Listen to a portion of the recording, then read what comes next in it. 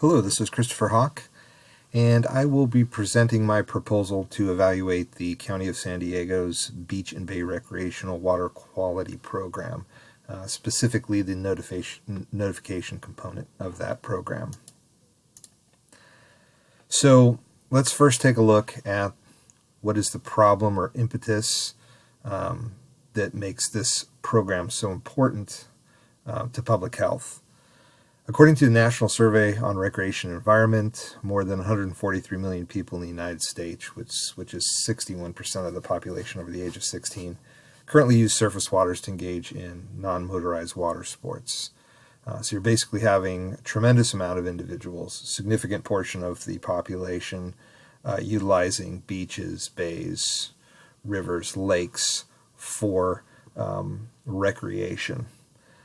Now, swimming in polluted water exposes recreational users to a variety of disease-causing microorganisms or pathogens. And that leads to a series of what we call recreational water illnesses, or RWIs. And they are typically acute gastrointestinal illnesses, which includes symptoms like nausea, vomiting, diarrhea, stomach ache, and fever. There are rarer cases where bacterial exposure can cause things like salmonellosis, cholera, and viruses can cause respiratory infections, hepatitis, and finally protozoans can cause dysentery, giardiasis, as well as a variety of other diseases. In rare circumstances, you can get some deadly infectious agents like MRSA or Leptospira, which can lead to much more serious conditions. So for the most part, recreational water illnesses tend to have more acute symptoms, but they certainly do impact public health. And following up on that, most RWIs are mild and non-serious, and they typically require little to no treatment. But you have to consider the fact as well that there are vulnerable populations like children and the elderly who may have weaker immune systems and as a result may be more seriously impacted by RWIs. In terms of economic impact, researchers currently estimate that 90 million RWIs occur annually in the U.S., and the cost to the economy is anywhere from $2.2 to $3.7 billion each year. Here are some of the contaminants that you typically see. Most of these are associated with sewage runoff. We'll talk about that in a little bit more detail.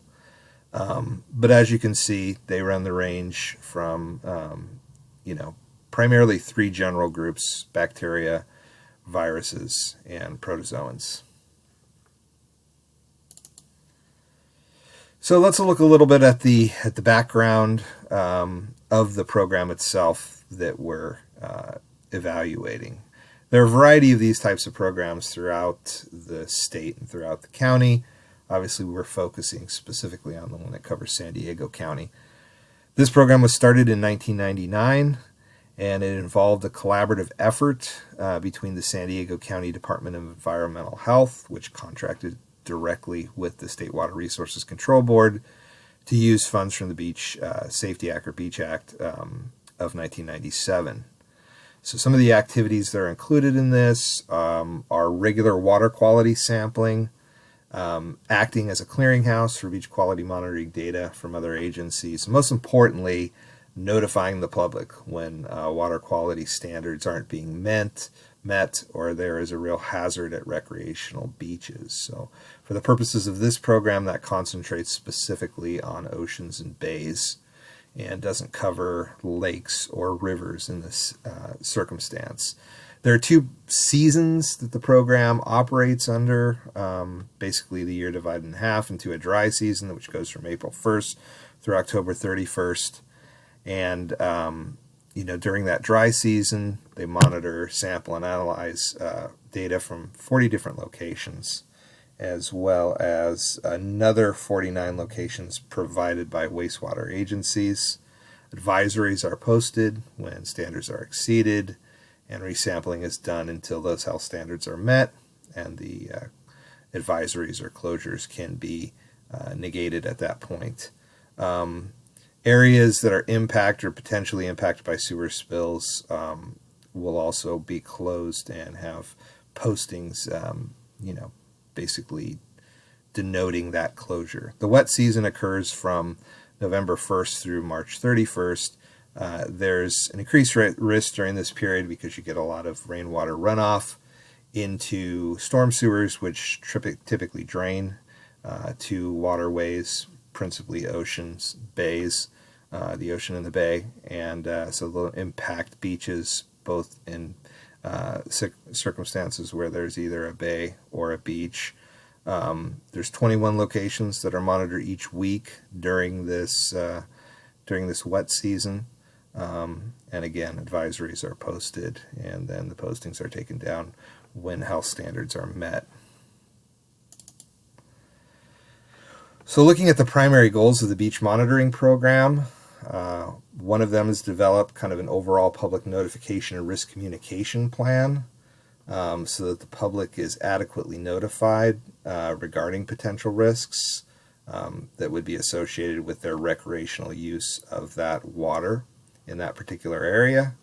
Notifying relevant government agencies when beach water quality does not meet applicable state standards. So other public health agencies need to be notified in these circumstances.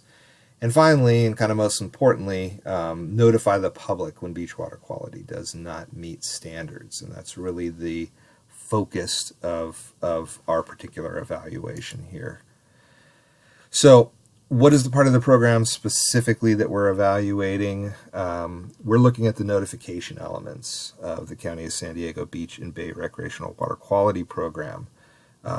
So we're looking to evaluate the strategies and the means by which the program sets out to educate, alert, and notify the public about current beach and bay health conditions.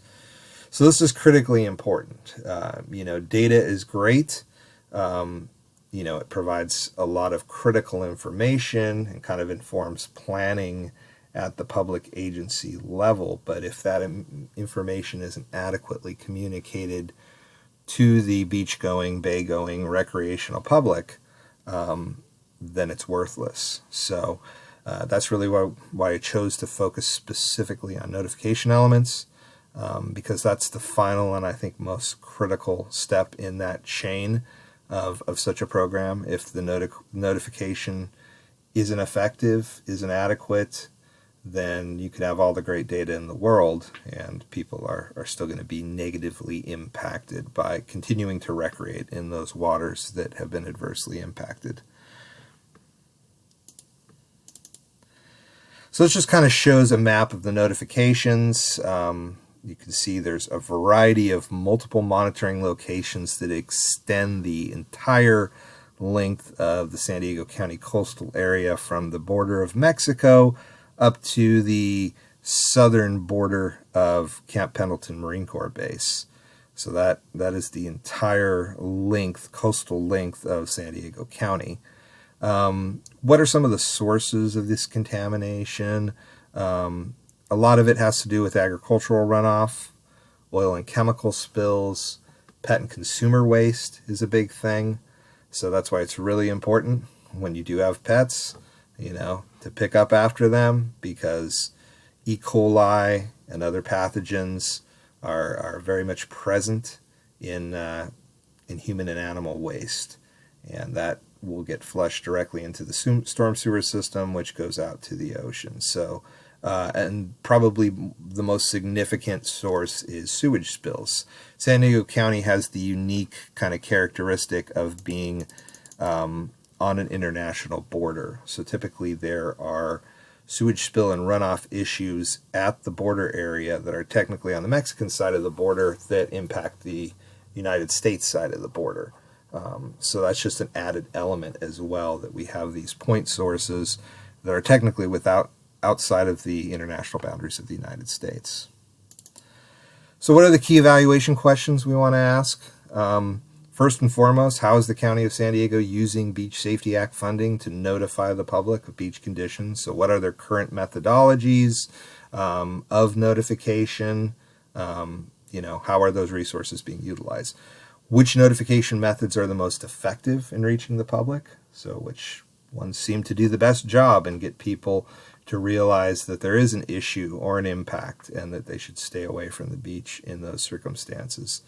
And finally, how has beach and bay users' awareness of beach advisories and closures, understanding of the risks associated with, poor water quality and beach visitation behavior change in response to the notifications? So, what sort of impact does it have?